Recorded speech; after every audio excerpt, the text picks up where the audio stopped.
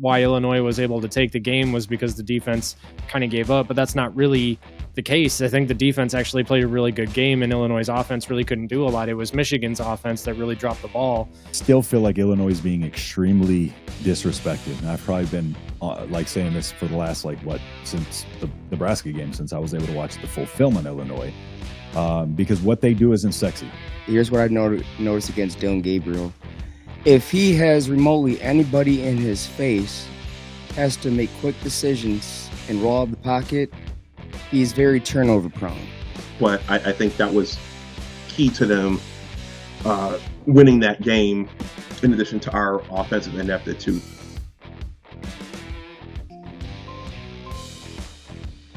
All right, our next game, number 20, Illinois at number 1, Oregon. Again, the spread is 21.5. Oregon is 7-0 in the conference. Illinois is 6-1. The over-under is 54.5. Let's go back up to the top this time. Mac, what have you got? So, all right, Illinois is kind of a weird one to me. The reason being is that I feel like against Michigan last week, their offense actually didn't play extremely well. Luke Altmaier is a really good quarterback, but Michigan's defense, as bad as Michigan has been this year, the defense is still, kind of holding their own in a lot of respects. I think that the reason Illinois was able to, I guess I was going to say the reason why Illinois was able to take the game was because the defense kind of gave up, but that's not really the case. I think the defense actually played a really good game, and Illinois' offense really couldn't do a lot. It was Michigan's offense that really dropped the ball.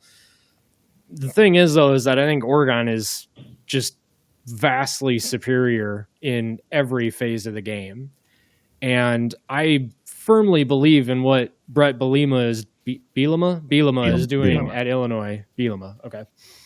I firmly believe in what he's doing at Illinois. I think he is a fantastic schemer, and I think that might actually make this an interesting first half. But I think Oregon's going to end up pulling away with it, but I don't know. I mean, I would actually probably come out of this game feeling pretty good about Illinois if they kept it within, I'm going to say 3 scores, but the reason I'm saying that is because I feel like Oregon's going to score once or twice in garbage time. So I'm going to take Oregon 35-21. 35-21. Yeah. I'm going to take a chat real quick here. John says, so you guys are saying Indiana is better than Ohio State? No. Yep. No. No, nobody here is saying that. I was speculating a possibility. No. Not saying that's actually going to happen. I'm Justin? saying that. I'm saying that. I just want that out there. I am saying that. You are saying that. All right, fine. And I will take the heat. Bring it. Oh, you will. You will. The guy right under there is gonna throw it at you. Speaking of which, Justin, Illinois and Oregon, what do you got? Yeah, so, I still feel like Illinois is being extremely disrespected. And I've probably been saying this for the last, since the Nebraska game, since I was able to watch the full film on Illinois, because what they do isn't sexy. And what they do isn't going to beat you down, but they're going to do what they do, and they're going to do it well, and they're not going to deviate from that. What they do well is they run that system with the H-back where they do a lot of disguise. They do a lot of things. They do a lot of setup plays to set themselves up for stuff later in the game. Even though the run game isn't effective, always they'll keep with it, and they'll start getting some more of those chunk gash plays in the second half. But you look over at Oregon, Oregon's got the most accurate quarterback in the country. They're the number 1 team in the country. Illinois, you toss out the Purdue game, they've given up 13 points per game, and their defense showed up really well on the road against Penn State, although Penn State's offense is nowhere near Oregon's offense. I just think, Oregon's a little bit too fast, too talented for Illinois. I think Illinois will be able to kind of box them in a little bit, maybe keep things in front of them.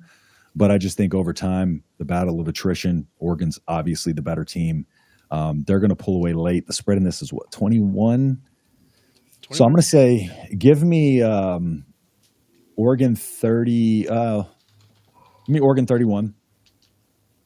And you got it. Illinois 21. Illinois 21. All right. Ooh. Has anybody else put up 21 points on Oregon?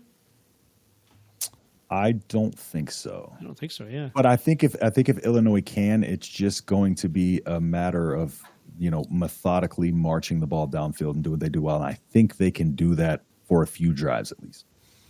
And their defense. Oh, wait. Ohio State did.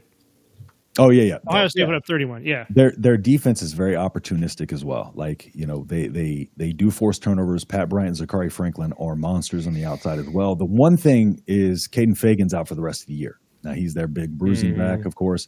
So he's out for the rest of the year. Terrence Ferguson's status for Oregon is still in the air. But yeah, I feel comfortable with that 31-21 right now. All right. Rob, what do you got? So when I was watching the Illinois-Michigan game, I noticed one thing, which I don't understand Brett Bielema's call playing strategy. They had Michigan on the ropes in terms of passing, but then just like he switched it up, tried to run down the middle with, a really good defensive line. And I think in the second half, he Too did conservative. too conservative. He did that against Purdue too. Yeah, he That's did what happened there. everything to try and I thought like, okay, like he's doing everything to trying to lose this game, but he's lucky that Michigan didn't have an offense. But so I think that he could do the same thing against Oregon, but I think that Oregon's gonna win this easily. I think Oregon's got too much speed.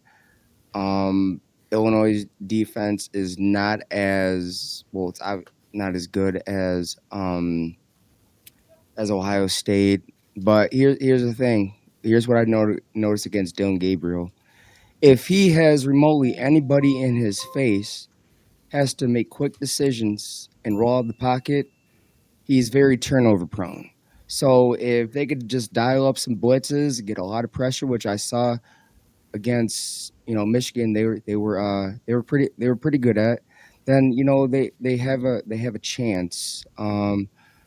But so I have Oregon winning, let's say 34 to. Gosh, I'm gonna say 20. 20. All right. Anwar, you're up. All right. Respect to the Illinois fans. I saw that game personally, so Michigan outgained them on offense, and I thought that a really big play for Illinois was that fake punt, and that was significant in that game. And I'm saying that to say that the fact that they had to, everybody uses trick plays, but I think that was key to them winning that game. In addition to our offensive ineptitude, so I think Oregon is just a stronger team. And I'm going to go with Oregon 42-17. Oh, 42. All right. 42-17. Okay. Sam Hartman's looking downfield for Adrian. Oh! Carter almost has a one-handed catch. Almost.